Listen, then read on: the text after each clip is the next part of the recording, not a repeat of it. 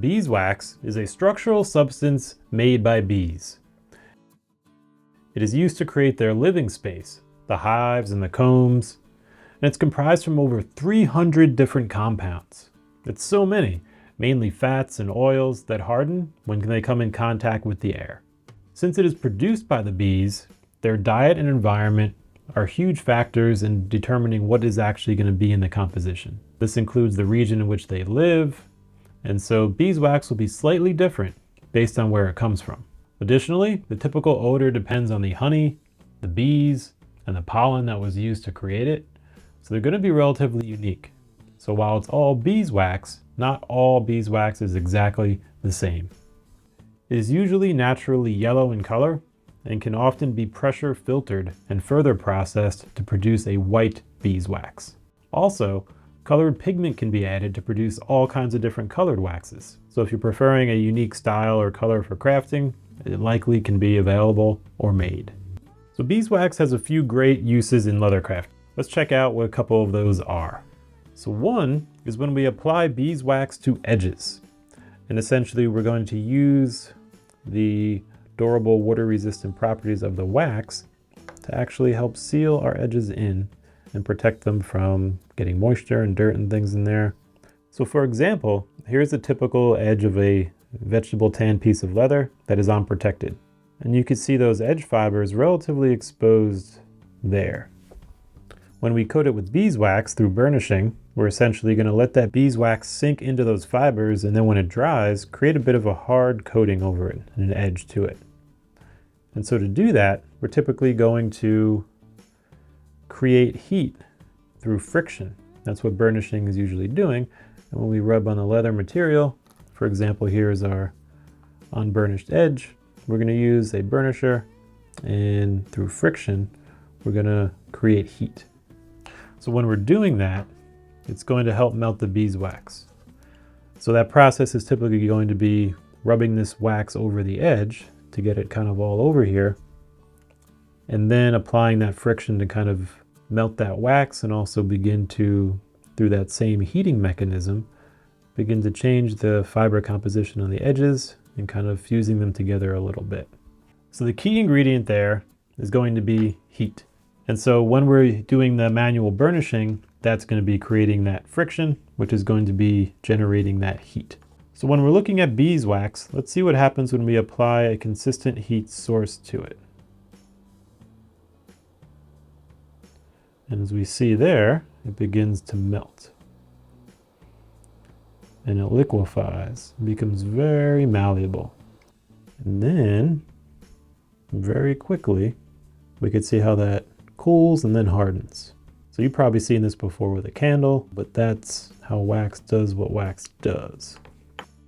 And so what that means is when we apply it to our unfinished edges, and then we apply the friction from our burnishing, it's going to do a similar thing where that wax is going to warm up, those fibers are going to warm up and expand, and that wax will be able to seep into them, and then when it dries and hardens, it's going to give us a pretty cool edge that's going to be a little bit more durable and a little bit water resistant as well.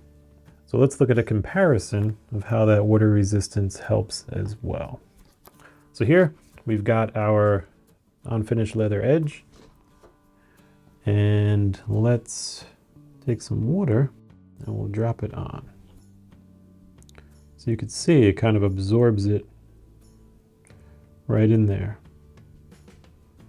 into those exposed fibers. Now if we look at our beeswax covered one, we drip it on. It's gonna kind of just roll right off. Pretty cool. So that's one of the benefits of the beeswax there, is helping to seal those edges. And it provides that strength and water resistance for, a lot of popular things, like finishing on accessories or adding, water resistance to footwear, boots, clothing, all kinds of things like that. So let's walk through the exact steps to apply this on your edges. This is going to be a very quick demonstration. You may want to take a little more time. But essentially, we'll take our beeswax here and we're going to rub it on the surface. Basically just get it there to be on the edge. And how hard you push, how much you do, that will vary. And then with that wax on the edge, we're going to take our burnisher and basically just create that friction that's then going to begin to seal that. Warm the wax, warm the fibers, and kind of help it seep in there. And so it'll take a little time with a manual one. You may have a machine version, but essentially that'll do it. And then the more you do that, that wax will melt, those fibers will open, they'll kind of blend together, and then as it dries, you'll have a nice hard, smooth edge like we see over here that's got that, durability and water resistance.